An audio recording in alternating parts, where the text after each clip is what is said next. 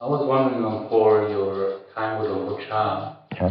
and the impressions we get about Luang Cha from reading his teachings, but obviously none of us was around with him. Yeah. So I'm really interested in your experience of his personality, his character. What was most inspiring about how he conducted himself, how he spoke, how he behaved, that made him so inspiring to so many people? Yeah, I mean, it's a great question because, he was, a different person to different people. And he could be quite, some people really praised his, I'm so inspired by him because he's so fierce. And other people say, I'm so inspired by him because he's got so much loving kindness. Or I've got so inspired by him because he's so simple and so inspired by him because of his wisdom to analyze things really. And so that he was, to me, he was all of that. And I think he was comfortable in responding to the needs of others. I mean, to me, it was, if one tried to make a description of, or like a CV for what a bodhisattva should be, Luang Por Chah really would fill that bill because he could be, he could be incredibly patient, and he could be really quick to say something and admonish. Other times he could be really, but I think one of the things that, maybe in terms of an underlying thread that I think we all felt was that he always had your best interests at heart, even when he criticized you or made fun of you, which it was hard to take that personally. It was really, he was trying to, one always felt that he was trying to help you in some way. And, inevitably there's sometimes, it really hits the nail on the head, and other times it's, a bit of a miss. But I don't think anybody ever felt that he was, had any self-interest. And I think that's maybe a real strong characteristic for me, was that, as an example, he was an example of somebody who completely lacking in self-interest, self-aggrandizement, self-promotion, self-cherishing. And so when you think of anatta as a philosophical concept, that's one thing. But when you see somebody living a life of not self, then it's extremely beautiful and inspiring. Another aspect was a sense of just him being unshakable, completely not flustered by anything. And that was maybe about 2 years ago now. I was talking to my mother, and my mother said, Aisha, I'm cleaning out my stuff. I want to get rid of everything. And I've got all the letters you wrote from when you were traveling and when you were in Thailand. Do you want them? And I said, I've got a whole box of them. And I said, oh, I had no idea that she was saved everything. I guess that's what mothers do, I guess. So I said yes, and because there is a group of people working on a biography for me, and I thought, oh, there'll probably be some interesting material for somebody else other than me to read. And I got this box of letters, and in one of them was a letter that I had sent, which I didn't realize. I had sent a whole, like 3 boxes of slides, like photographic slides for my family, for them to see life at Wat Pah Nanachat in, I think it was January of 1976. And it was a slice of life in January 1976. And then in the letter I wrote, I got a commentary of who the monks were, what they were, but then also part of the letter, because that was into my 3rd year as a monk, and I said, I haven't told you yet, but Ajahn Chah has a 5-year plan in that, he wants people to train with him for at least 5 years. And I'm committed to being here for that time because I see the benefit. And I said, and one of the main reasons why I feel comfortable to make that kind of commitment is because I see him as somebody who is, he's both peaceful and a good example of a teacher and leader, but mainly he's just really unshakable. And if I was able to spend 5 years here and get to be a little bit unshakable like him, then that would be something that I would really aspire to. So that sense of unshakable is a quality that to me, he exuded. Along with all because he was never locked into a particular personality, in the sense of he didn't have a persona to try to fulfill that was the definitive Ajahn Chah. He was very fluid in terms of, again, the sense of, he could be quite demanding, he could be quite patient, he could be quite hilarious and funny and enjoy. The sense of the absurd is what really, the sense of the absurd, he loved that. And he loved, of course, as most Thais do, they love to play with language.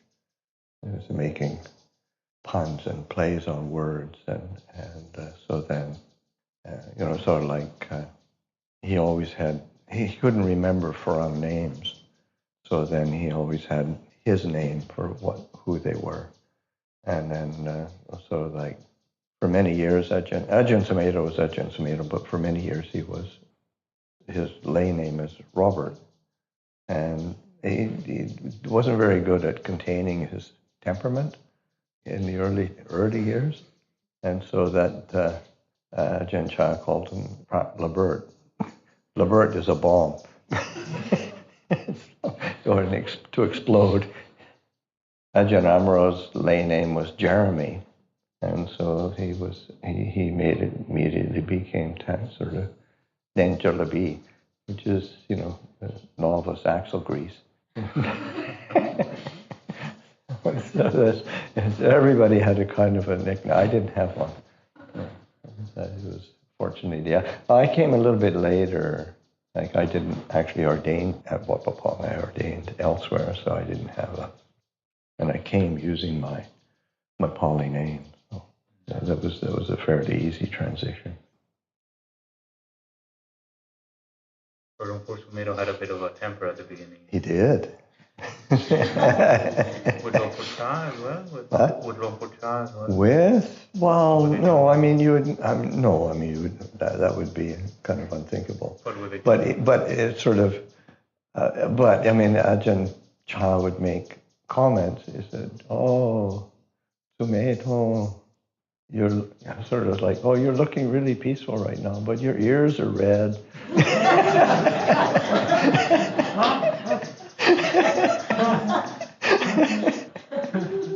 So,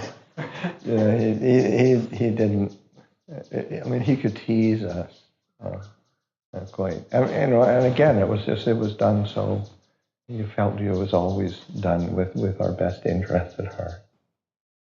Was it the one with Ajahn Amaro? Pardon? What was the nickname of Ajahn Amaro? Oh, Jalabi. Jalabi is me. And his lay name was Jeremy. But Jalabi is, yes, axle grease, or grease, like not kitchen grease, but like for machinery grease. There's actually a recording of Lumpur Chah saying that, kind of chuckling. Oh. He says it. He's reading the names of the monks in England. Oh. He says something like Prat Amaro, and then you can hear him say, Yeravina. And he starts kind of chuckling because he's asking the other monks. Yeah. Okay. I was wondering, in your long monastic life, whether you have felt sometimes chunks of time, like periods, maybe years or months, they've kind of called for a particular quality that right now needs to be developed over a certain time, or like maybe like submissions within the monastic life? Yeah, yes, so definitely periods of time in my practice where I've picked up themes of, okay, I really need to pay attention to a certain quality. I really need to pay attention to this quality of putting forth effort. Sort of weary, like, and they're sort of, if you reflect on it in terms of, say, like Dhamma practice or classifications of Dhamma, and you think of, what's a particular barami? Because and that's how I conceived of it, in the sense of, because there's the say the 10 baramis, different qualities, spiritual qualities that are conducive, and the word barami itself it has that connotation of crossing over. So it's the qualities that give one the skill, oomph, spiritual oomph, crossing over from samsara to nibbana, from kilesa to some kind of purity, from confusion to some kind of peace.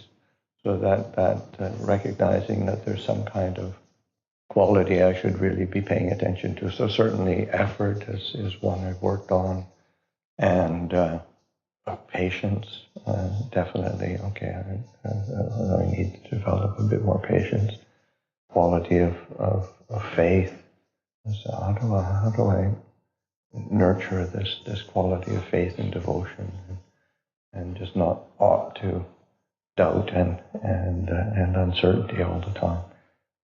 So yes, certainly in my practice and in my training over time, that would be a theme that would come up, and you focus on it for a period of months or years sometimes. And it's sort of like a touchstone, as opposed to, okay, every meditation I've got to get this. Yeah, but it's more like, this would be really fruitful to work on this element of, say, of character and temperament.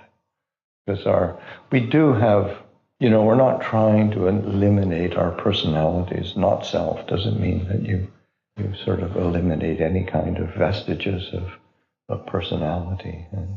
But there is this elements of character and temperament that we do need to pay attention to, that would be more conducive to our spiritual practice. So making it conscious is actually a good skill. And then thinking of different ways of attending to it, or different practices, and so like putting forth effort. I mean, certainly for myself, one of the things that I really paid attention to for developing in terms of like, okay, virya, barami, it was just, I would, and it still is, I did it for so long, because even as a young monk starting to, but particularly because I was quite young as an abbot, then making sure that after the meal, I kept walking jongom till at least noon. And then before, sort of having a bit of a break, having a rest. So that very much became a part of my kind of go-to option as a piece of my temperament.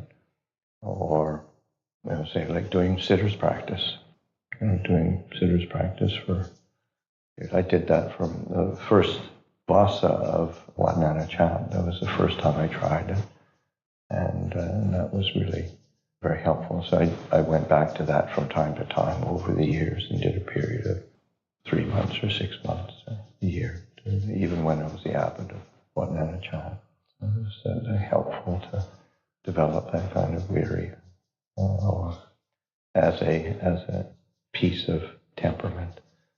We've got certain habits and go-to options in our character, and you're not trying, as I said, you're not trying to eliminate it, but you're trying to modulate it so that it's useful and beneficial for practice and training. Ajahn, as a teacher, I would like to know, in your opinion, what is often the most neglected blind spots in individual monk, and also as a community, what would be the most important quality to develop for the benefit of the group? Yeah, very good. I think, in terms of probably the most unrecognized quality that tortures us all as practitioners is idealism. We just have, because we most of us come to this when we're young and we're inspired, and you get really idealistic of how you would like to be, how the community should be, how the teaching should be, how the teacher should be, and that kind of, and because it's, say, the ideal is beautiful and inspiring, then it tends not to be examined in terms of its drawback, in the same way that every single thing has, it's like one of the ways that the Buddha described his awakening, because there are different ways that the Buddha described his awakening. Of course, Four Noble Truths is the most common. It wasn't until I understood these Four Noble Truths and their 12 aspects that I was able to declare that I was a fully awakened Buddha.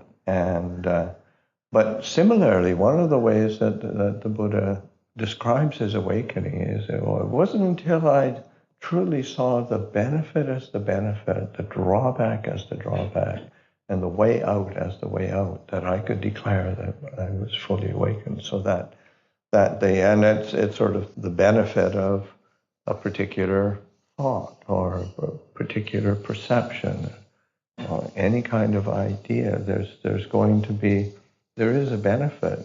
Yeah, again, ideals inspire us, give us encouragement, give us inspiration. But nothing is completely good in and of itself. And so then we can torture ourselves with our idealism of, I should be a better monk. Well, of course you should be. We should all be better people. But, we'll torture ourselves and make ourselves suffer out of that idealism. And so that's oftentimes not examined really clearly. Or, the practice should go like this. This is when you practice according to this teaching that's right in the suttas, here it is, then it should bring about 4 jhanas and the true insights and complete liberation. And why isn't it doing it to me? So there's all the package of idealism that we carry with us is oftentimes not examined as clearly as it should. And so it makes for, difficulties and obstacles for ourselves and kind of slows us down. Which doesn't mean you say, okay, I'm just going to kick back and be a jaded, lazy kind of practitioner. It's not the way at all, but it is sort of being willing to investigate. And that's why it's so important to keep reminding oneself that the foundation of the Buddha's teachings is always cast in, and that the elephant's footprint of the Four Noble Truths is so important to keep internalizing, being willing to investigate that suffering, that dissatisfaction, that discontent, that dis-ease that we all experience, but to look at it as a Dhamma rather than a personal fault or flaw, or a personal affront to the idealized version of how things should be. That, I would say, is often unexamined or not examined as completely as it should.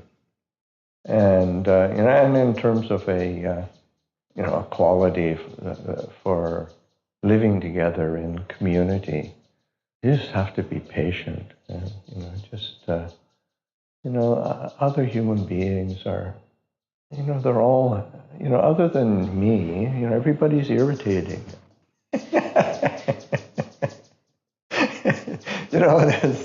Why are they like the way they are? And, so just being patient with oneself and patient with others, and being willing to step back and kind of see the absurd aspects of community life and human personality. And especially when you've got a group of people that come together in a monastery, as strange and irritating as we can be, everybody comes here with a real wholesome intention. They're looking for something good. They're looking for something peaceful. They're looking for something that makes sense, in a really unpleasant and confusing world. Vajra's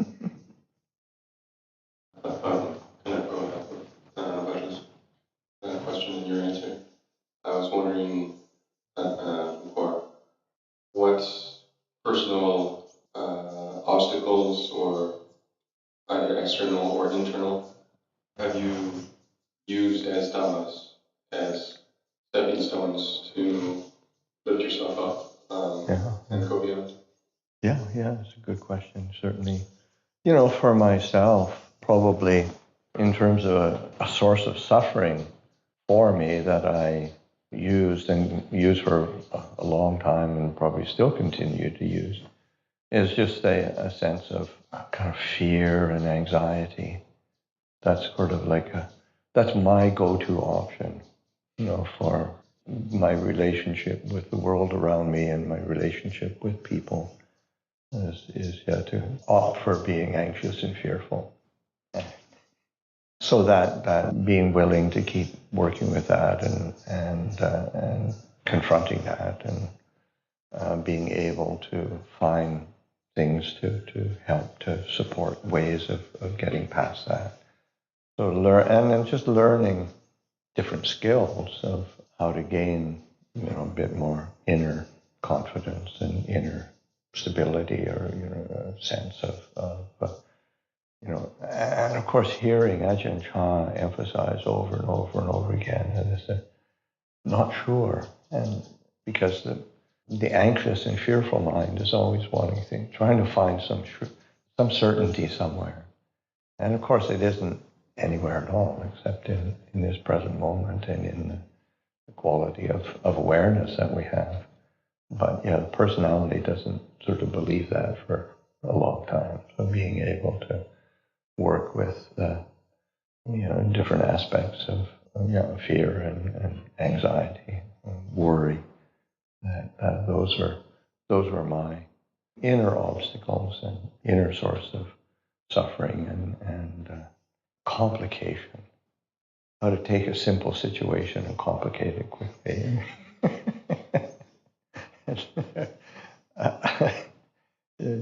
Start worrying and getting anxious and fearful.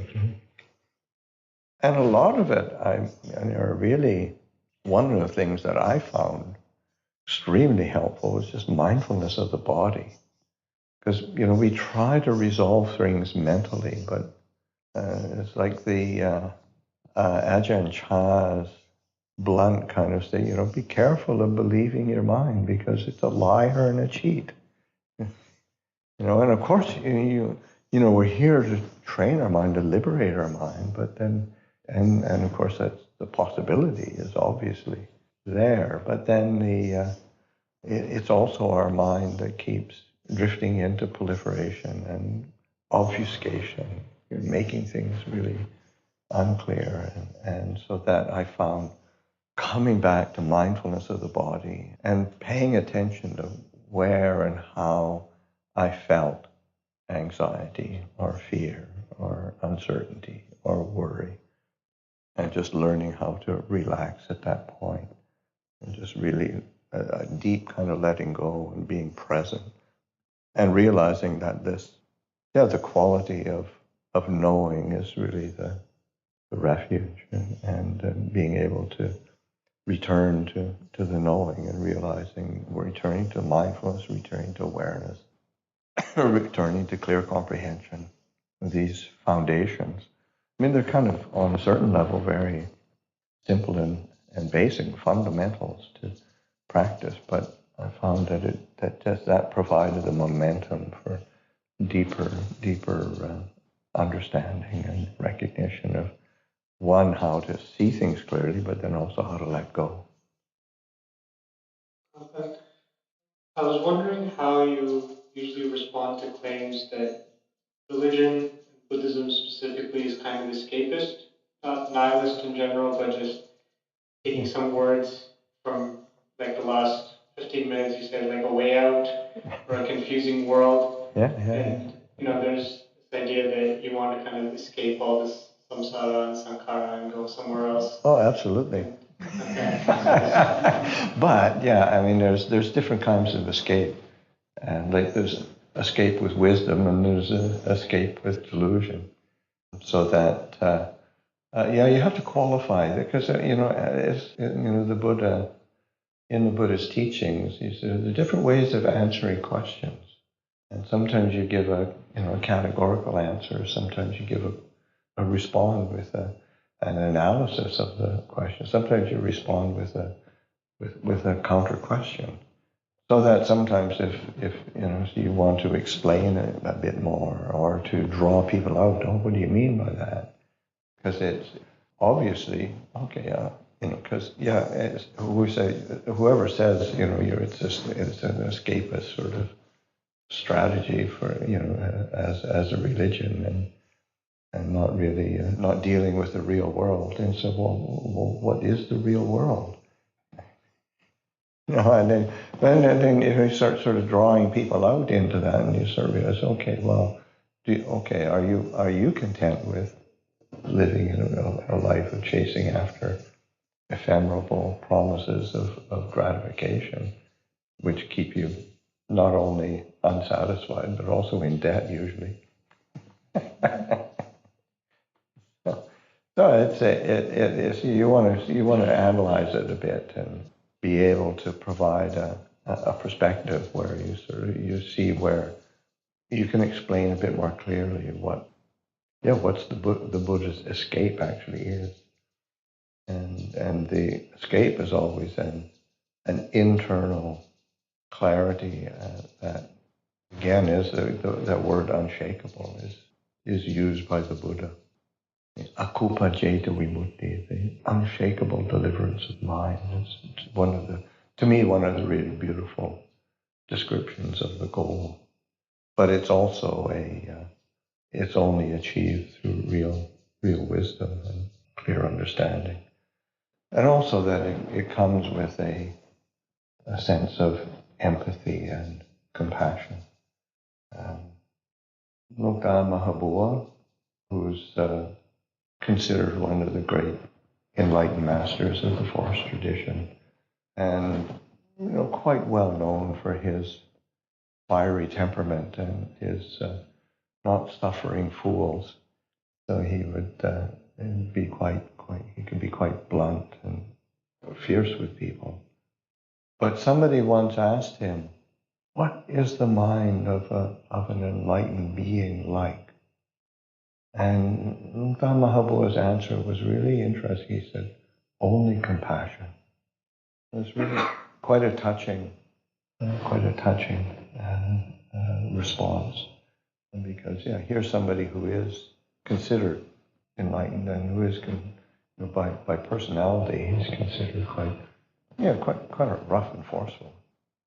But then, when sort of asked, what is the nature of an enlightened being?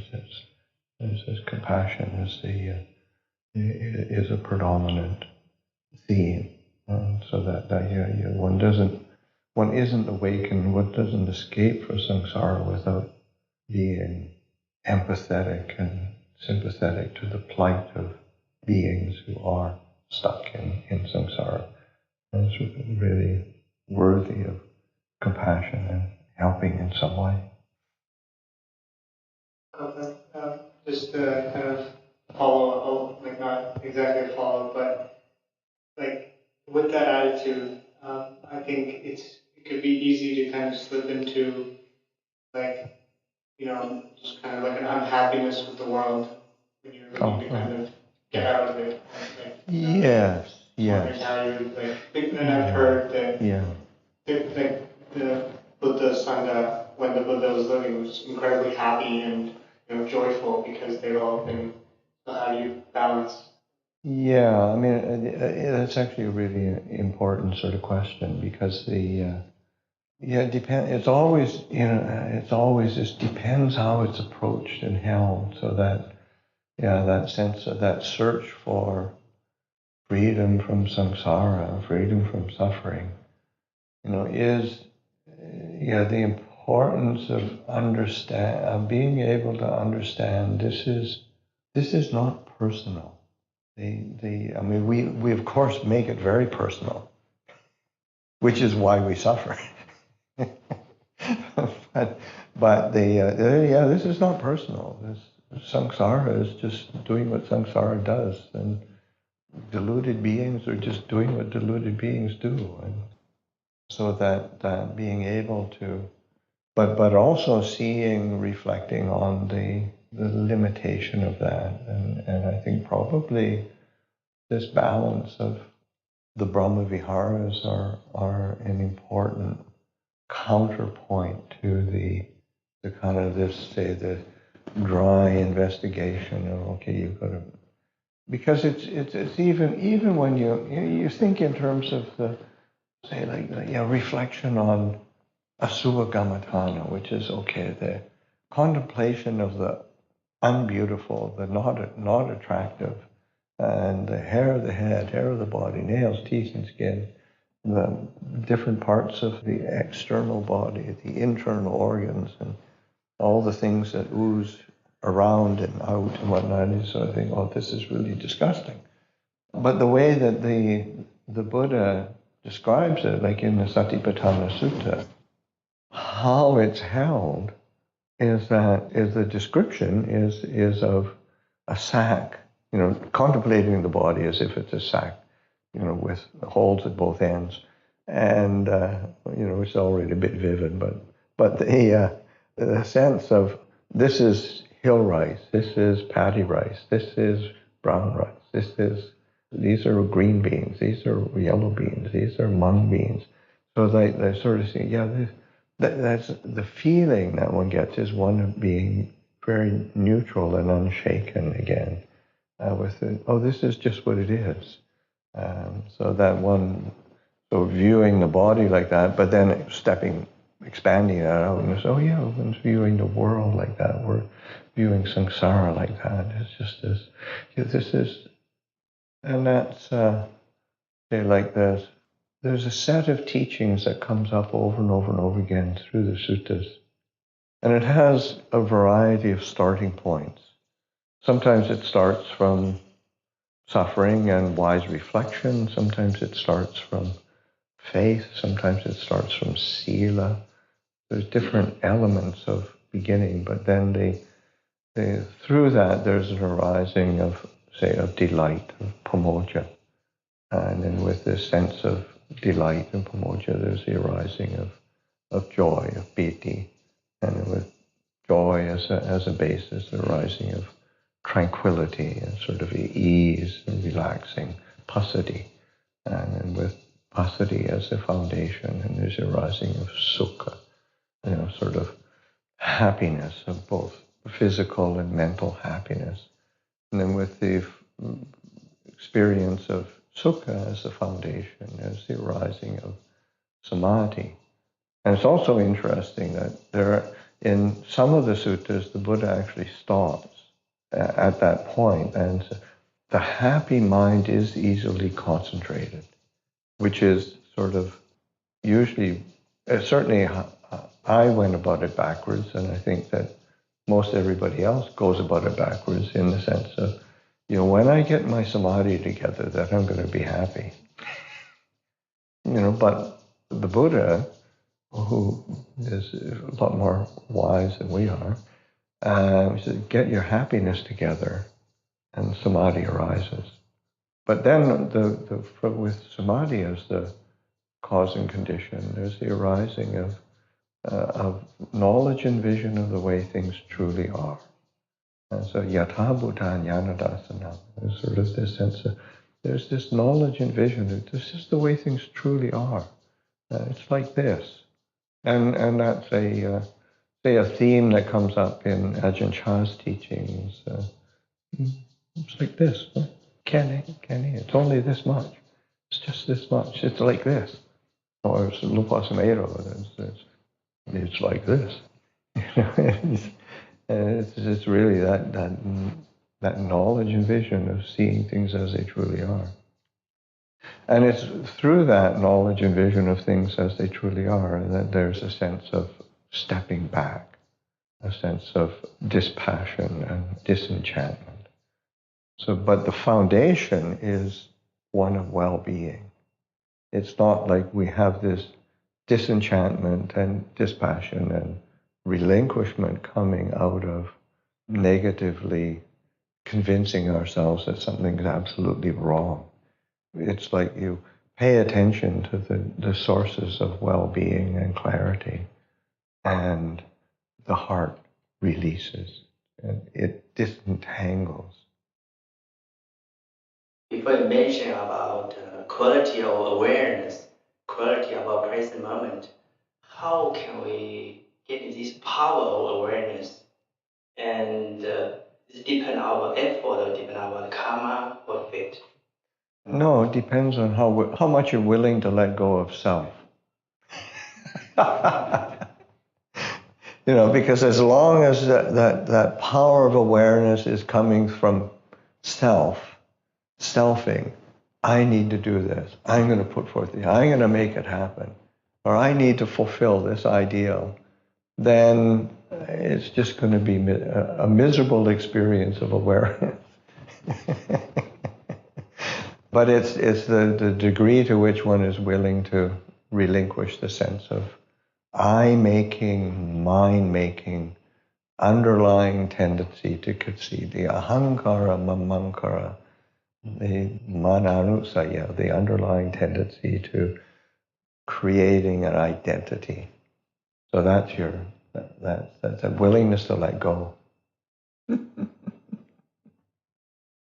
Okay, before you mentioned with the qualities, kind of focusing on certain qualities, certain periods. You mentioned faith. Wanted to kind of maybe ask about that.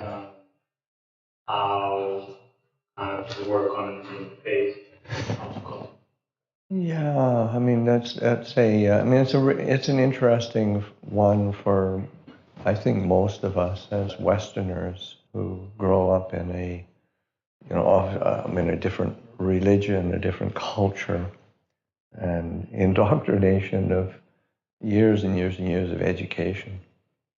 But I think just making it an object of attention, not trying to convince yourself that I should have more faith.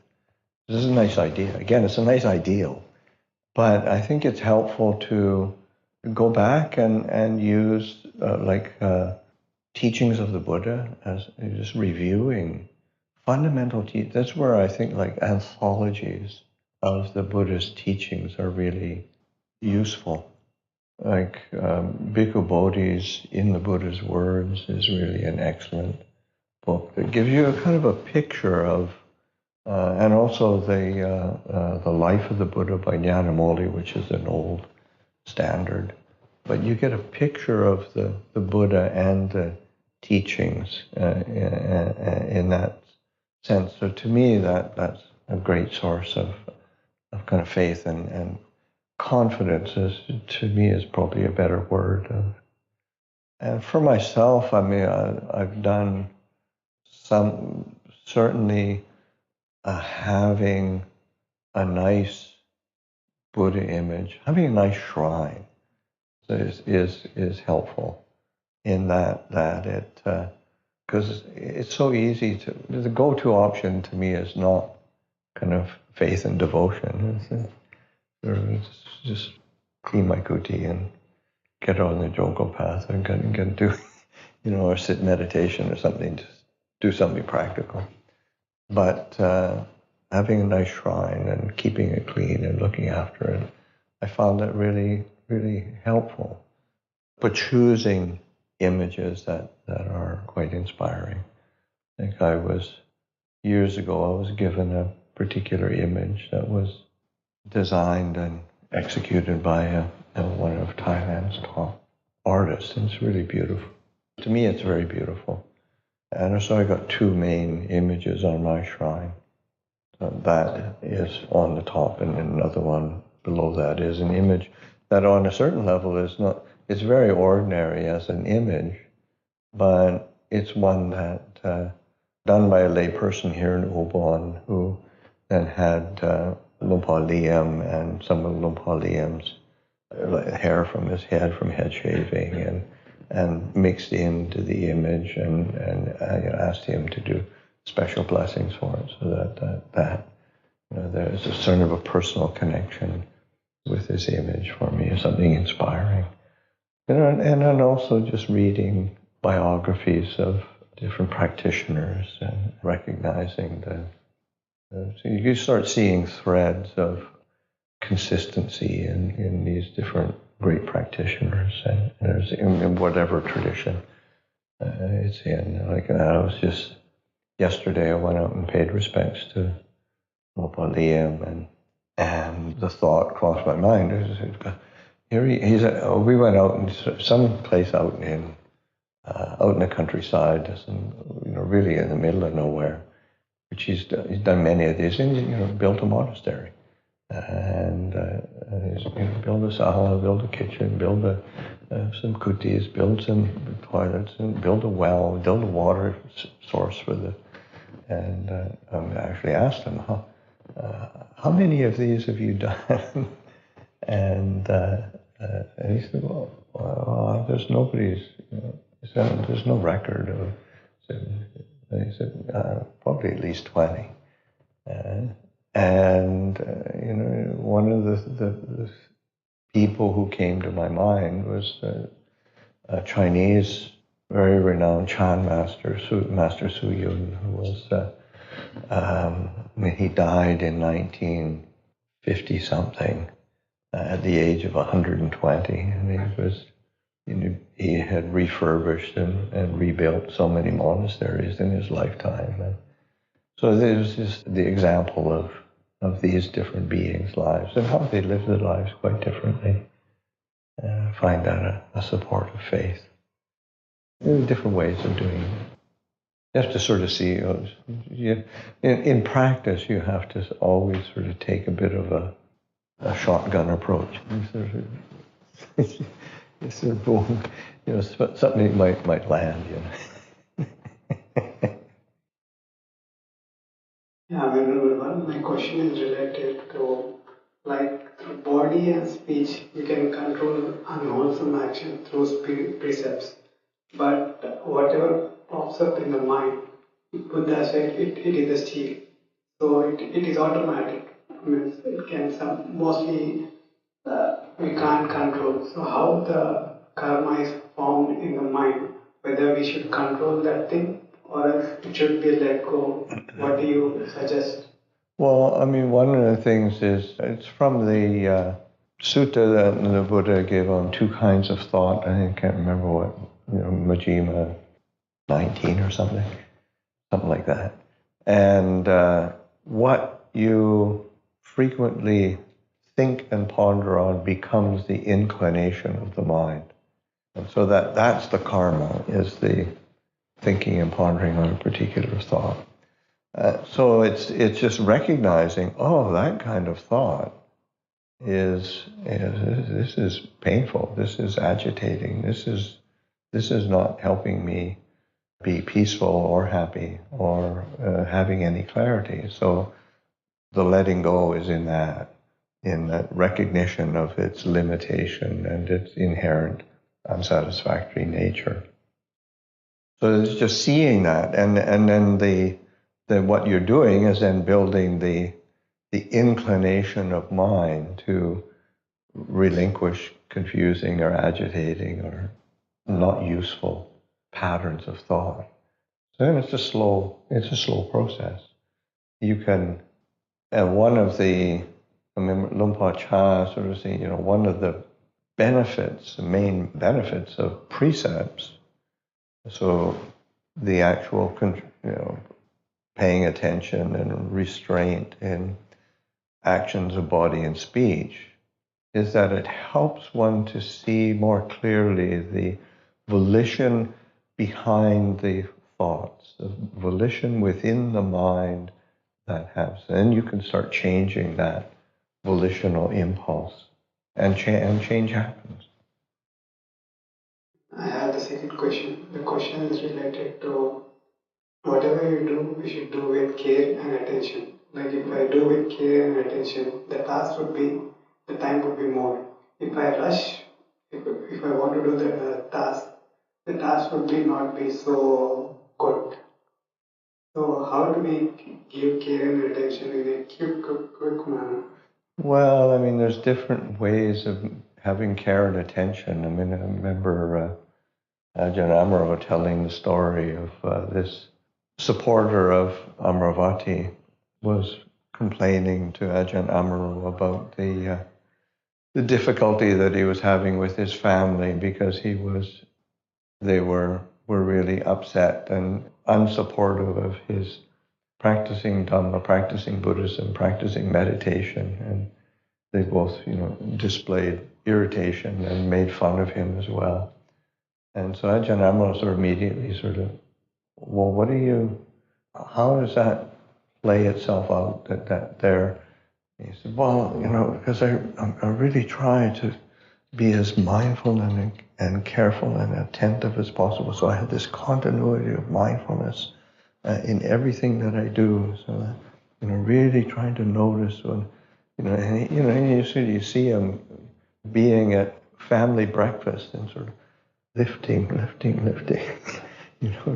carefully pouring the milk on his carefully laid out cereal, and his family getting completely irritated in front.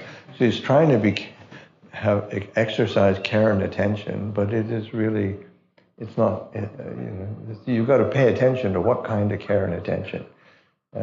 There's right mindfulness and there's wrong mindfulness. And part of mindfulness is also sampajanya, which is clear comprehension.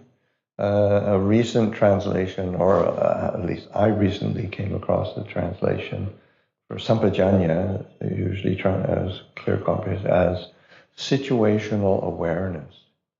So that there's the function of mindfulness as one, because the constituents of mindfulness, like in the Satipatthana Sutta, atapi sampajano satima vinaya lokeya pichadomanasa. So atapi is a putting forth of effort. So mindfulness is not a passive recipient of experience. There's a putting forth of effort, and in particular, a putting forth of an effort that is freeing the mind from its defilements. Atapi sampajano. So sampajanya, or clear comprehension, situational awareness, that's a part of mindfulness. Satima, possessed of mindfulness.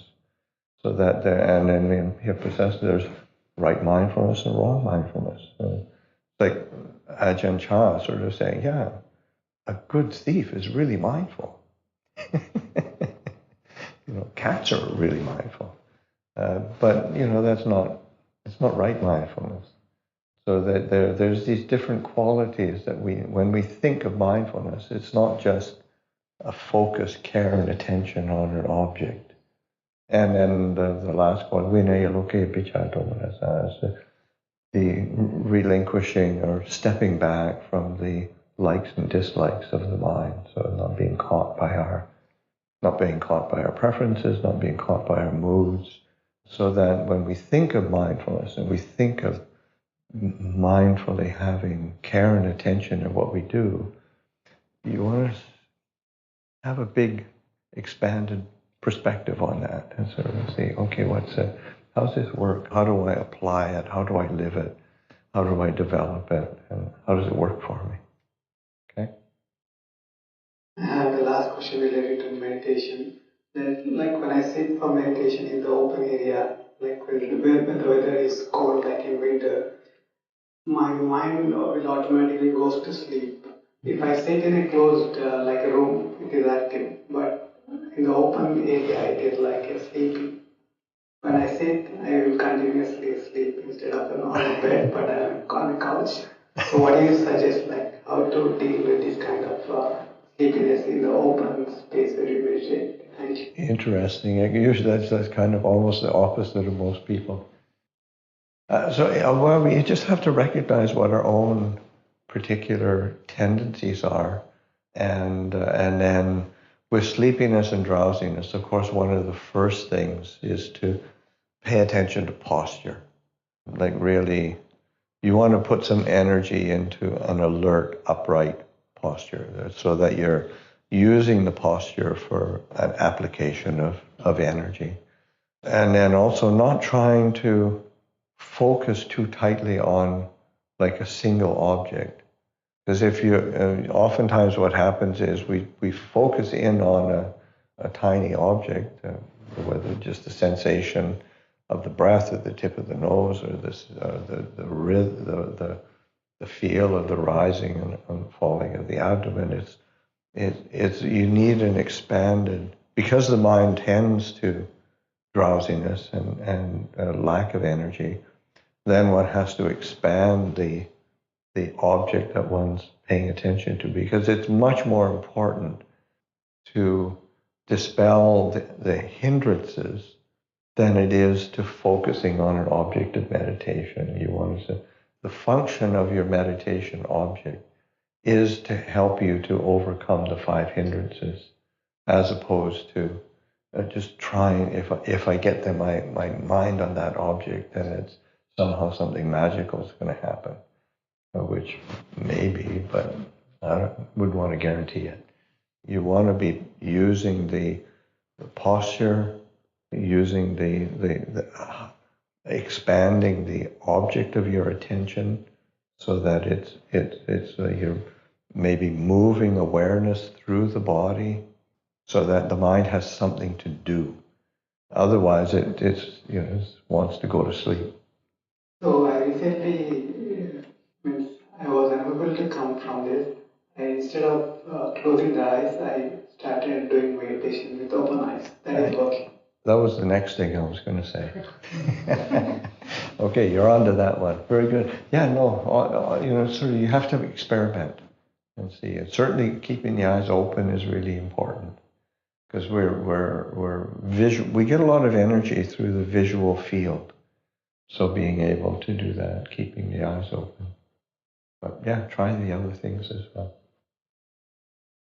I was wondering also, when you started teaching and taking on the role of a leader of a community, did that affect the way in which you related to your own practice, because you were suddenly being seen by others, having to be more careful about conduct, for example, and that maybe when it's just you, among the one of many, one can kind of get away with being perhaps more careless about how one behaves in certain ways, speech or restraint and things like that. But when one is at the center of attention, that was helpful at that level or not?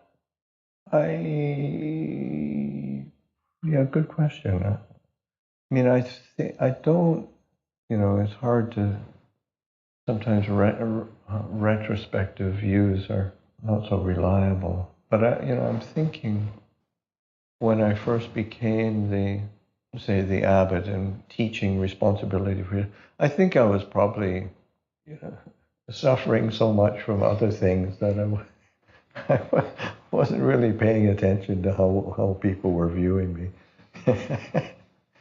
Because I was, or trying to be something. I was just trying to survive. Because I certainly didn't seek the position of being the abbot of Wat Pah Nanachat, and certainly didn't feel I was ready. And I was quite young, really. I was only, it was my 9th year. I'd finished my 8th pasta already. So my 9th year of being a monk, and then Ajahn Chah. It was, if anybody else had asked me to do it, then hard to muster up my kind of resolve to do it. But it was Ajahn Chah, so it was non-negotiable. So you just had to do it. So that was so just trying to get over my own sort of worries or anxieties and fears around having to take responsibility, having to be a leader, and not really knowing how to do it, because we were all really pretty young. So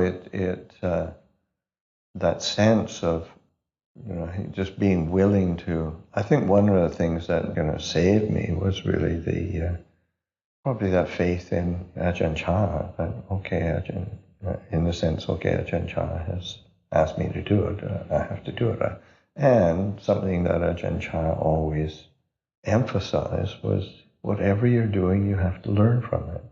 And so that is your practice. That's your training. And so taking that up as a theme of what can I learn from this? How can I learn from this? How can I grow from this? So it was always a question. And doing it in Thailand, there's of course you're kind of accepted already just because of the nature of, say, Thai Buddhist culture.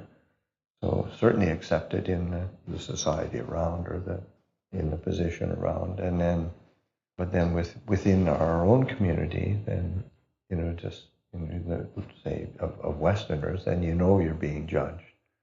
So it's there's a lot more source of suffering around that.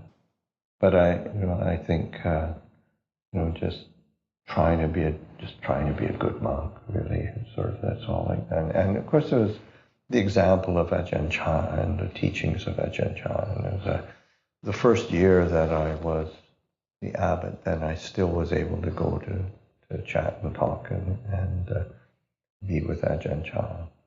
And he was getting sicker, but I made the point of always checking in with him and also going down and upataking him when because he was recuperating from this operation and recovering from that. So we spend time with him, help out, upataka. And so getting these perspectives from him on how to basically let go of my own sort of neurotic worries and fears and just go ahead and do it and learn from it, be willing to learn from that. But there was never, I can't really think of, trying to hold myself up to a particular ideal. I just sort of, basically, how do I survive this? And that ended up, I think, as a practical strategy.